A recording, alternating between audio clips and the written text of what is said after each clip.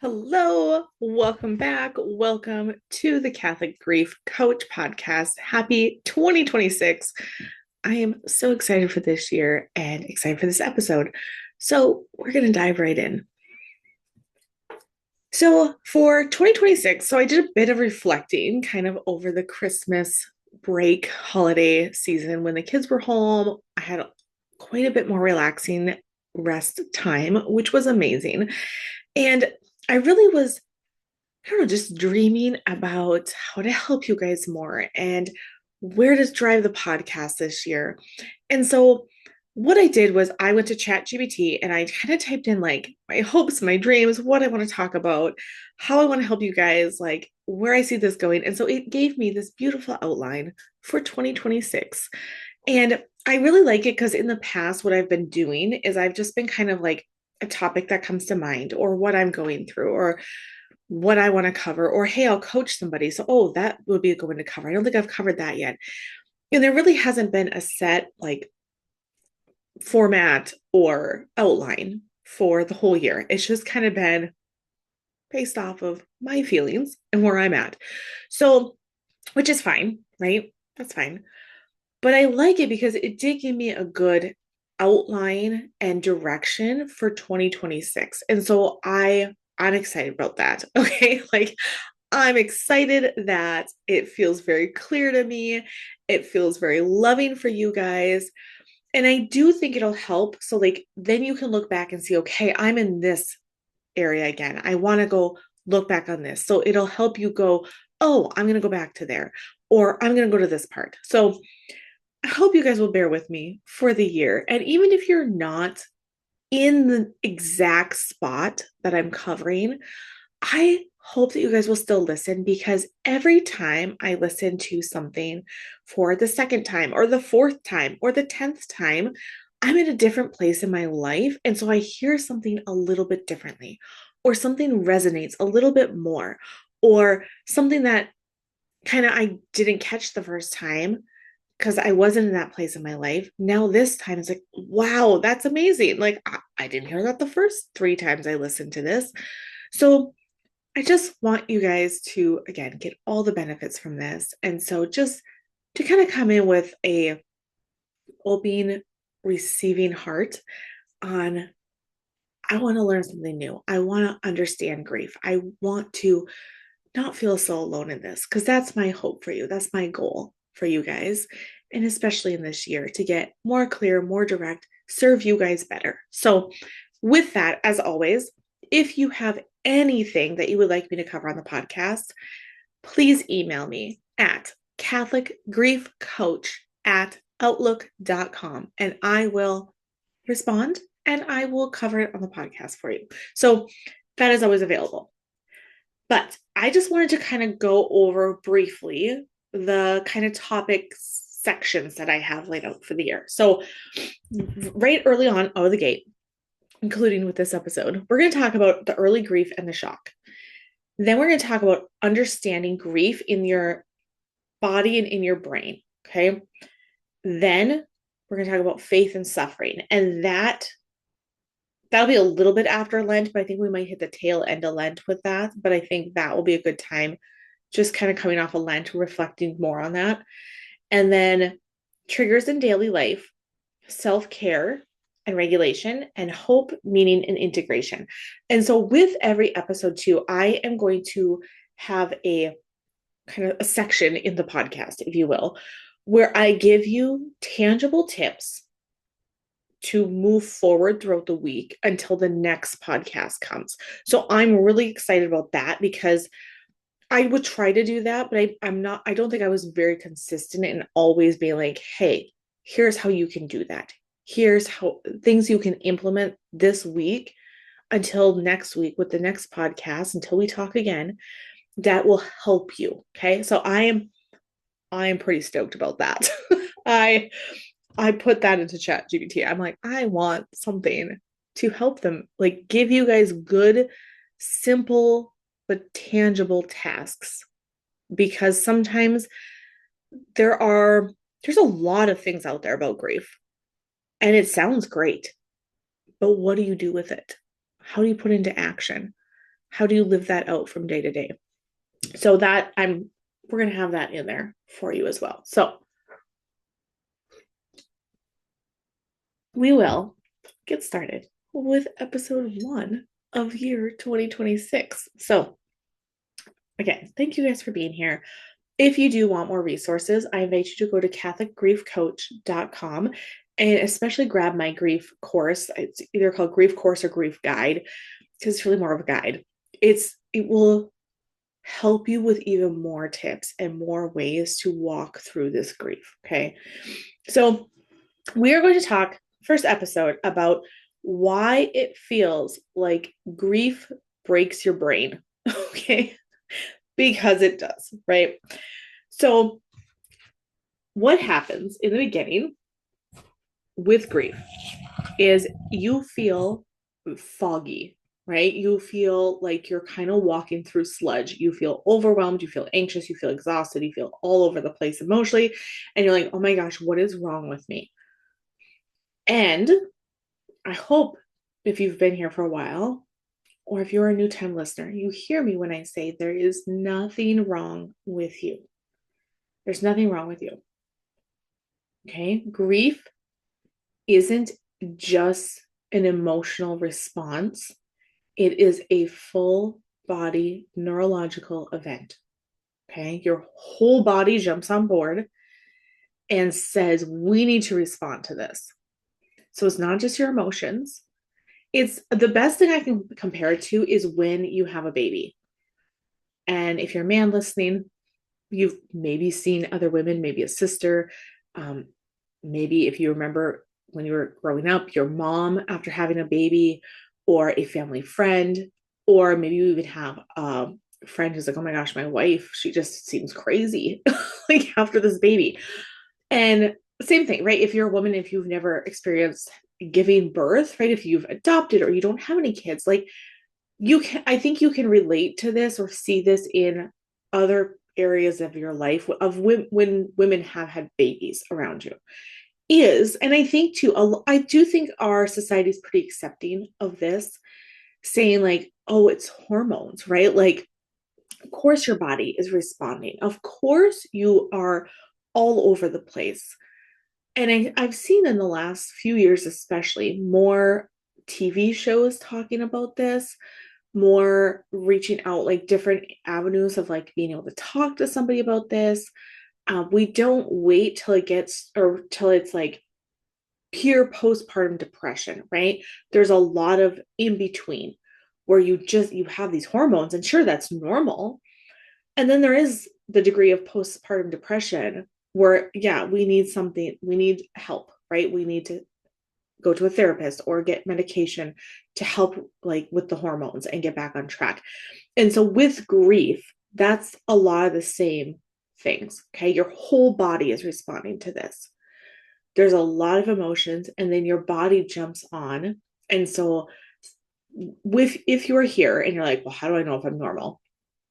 Like, go to catholicgriefcoach.com, book a free consult call with me, and I will walk you through all that. Most of the time it is just normal, typical grief. Okay. And I can help you if there is some like, I'm like, no, I recommend you speaking to a therapist or something. Like, I will lead you in that direction as well. But I just say this to say this is very normal. Okay. Most people, in fact, I would say all people, if they have some kind of grief, they're like, whoa, is this normal? What's wrong with me? At some point along the journey. Okay. So very normal. Because when somebody dies, especially if it's a sudden death, the brain interprets that loss as a threat to our safety and our survival. Okay. So then your nervous system jumps in and is like, we need to stay alive. And the amygdala, the brain's like your alarm center, is on high alert. Okay. So it's like, whoa, whoa, whoa, whoa, whoa. Stay alive, stay alive, stay alive. Okay. And it's like all of our blood, energy, sweat, time goes to that to stay alive. Okay. And at the same time, your prefrontal cortex, so the part that like makes decisions, that has clarity, that emotionally regulates things, it's less accessible, right? Because like I said, all of the blood and energy goes to your primitive brain part, which says just stay alive, just stay alive, just stay alive. Which again, kind of like when you have a newborn and you're like, just survive, just keep the child alive, just survive, right? Like the dishes and all those things, like you see it, you want to get to it, but you just can't really function to get there. And then that adds more stress and more, right? So it just kind of is a spiral. And so your thoughts can race and you feel panicky without knowing why. And it's hard to make decisions and focus and pray because your body is responding to just stay alive, just stay alive. Okay. I've talked about it or I've explained it before. Like if there was a tiger that jumped out of the trees in your yard, you would not stop to be like, oh my gosh, like I should go water the flowers. I think they might be dying. Or, oh, I should really go clean the sandbox. It looks really messy. There's toys everywhere. No, your brain would say, run, flee, find safety, right? So you would do that and you would grab like your children along the way, like you would just get into the house and block and barricade and survive. Okay. So that is what's happening in your body right now with grief, especially when it is new. It says stay alive, survive, run, panic, do whatever you have to do to get out of this situation. Okay. So this is the biology of it, right? Like there are many studies done on this. I don't have one at the top of my head, but there are many studies. You can Google this, you can figure it out, you can go read research articles, you can find medical journals about this. Okay. It's biology. And so we feel like a failure because a lot of people, very well meaning, very good, holy people, say, well, God doesn't give us more than we can handle, or it's part of God's plan. God has this. Just trust God, right? Like, and they mean well. And I understand and I know what they're trying to say. But when they say that and you can't because your body is saying, there is a tiger, run for your life. And this person's telling you, well, you just stop and pray because God will take care of it. It's two different worlds. And you feel like a failure. You feel like a spiritual failure then as well. Because I can't pray. I just can't. I can't. Like, I don't hear God. I don't feel God. I can't get out of this, right? Like, and so just know that that's normal and that is what's happening. Okay. And there's varying degrees of this. Like, a lot of times like there is more numb and shock and then a few months later down the road like 3 or 4 months later it starts to hit you that's what happened to me.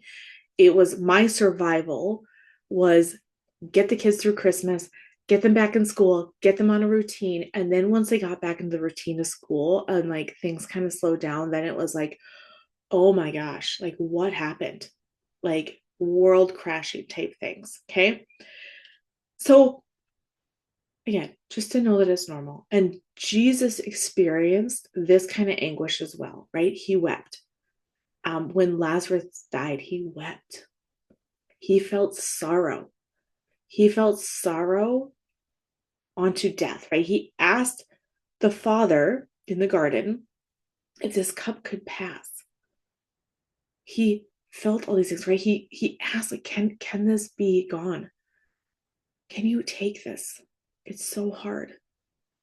He sweat blood because of the stress and anguish that his physical body was under. And yet, he trusted and he continued on that path because he trusted that God had his best interest, right? God did have his best interest. And so part of it is connecting those two, right? The heart and the mind, right? Connecting that and saying, okay, like trusting in God doesn't mean I'm always going to have like just feel like peace with all of this. It still hurts. It's still sad. And I do find comfort at picturing Jesus in the garden and all of his friends gone, right? Like they're supposed to be out there praying and they're out there sleeping. And he's all alone and he's crying out to God the Father, saying, please, please don't let this happen. Please, like, please. And I do want to believe that he felt some peace to continue on forward, right? Like we can feel peace and we can still feel pain and suffering at the same time. And that's when Jesus in the garden, that's what I think of is he felt peace knowing that he was following the path that God was calling him to. He was trusting, but he also felt immense anguish and sorrow and sadness and pain. So that is what I wanted to leave you guys with today, that grief and trust, especially trust in God, can coincide together. And then I know that your brain feels scrambled. It feels like you're in a fog, but it's not, your brain's not broken. This is grief. Okay. And healing begins not with trying harder, but starting with some compassion for yourself. Okay. And so so for again, try it this week portion of the episode. What I want you to try this week is to name it. Okay. When the overwhelm hits, or when the sadness, or when you feel unsettled or anguished or pulled in all these different directions, or you're like, oh my gosh, am I just crazy? Like, I want you to say out loud or very clearly in your head. A lot of times I would be like, Nicole, to get my own attention. And it was in my head. Okay. But to say out loud, this is grief. This is grief. My nervous system is overwhelmed right now. This is grief. Okay. And naming it reduces the fear, the anxiety, the overwhelm. Okay. Because we instantly like, oh my gosh, oh, I have some knowledge of it. I know what's happening now. So name it and then lower the bar for yourself. Have some compassion for yourself this week. I want you to try having one small non-negotiable each day. So that might be, I'm going to shower every day this week. And maybe you don't even wash your hair, but you just like, I'm going to get in the shower. Maybe it's saying, hey, I'm going to at least drink 24 ounces of water today. I'm going to step outside for at least 5 minutes each day this week. I'm going to eat something every day at noon. My appetite's been gone, but this is my one non-negotiable for myself this week. I'm going to eat something at noon. Okay. And another thing to try is to regulate before you reflect. Okay. So a lot of times we want to switch into like well, other people have it worse. Like, oh, but I have all these blessings. I should be grateful. No, like I want you to just, because your nervous system is all over the place. I want you to regulate by having some sort of physical contact with yourself. Okay. So either like putting your hand on your neck so you feel skin to skin contact, putting your hand on your chest or on your stomach, just breathing in and out slowly for a minute and just focusing on that breath. Okay. That helps calm down your nervous system, especially like skin to skin contact. If you can kind of like put your hand like just on the inside of your shirt, up by your neck, a little bit down, but like by your collarbone there, and then have one hand on your neck. Okay, so like, or touch your face, right? Like skin to skin contact helps us so much. That's again, it's also proven with babies in the neonatal care facilities. Skin to skin contact is so beneficial. And it can be your own skin, okay? Like you don't have to have somebody else do this for it. Like just touching your neck, your chest, your face, like put a hand on your stomach, like it calms you down. And then I want you to try to release the question of what is wrong with me and start to replace it with this makes sense. Okay. So we're going to name it, right? This is my grief. There's that grief. My nervous system is overwhelmed. We're going to find one small non-negotiable that you can do every day. I always say it helps to write it down, okay, or text it to a friend. Just some sort of way to be accountable. And then regulate before you reflect. So, skin to skin contact, hand on your chest, hand on your stomach, like slow breathing. And then when the question keeps popping up, what's wrong with me? We're going to replace it with this makes sense. I even like to say this makes total sense, right?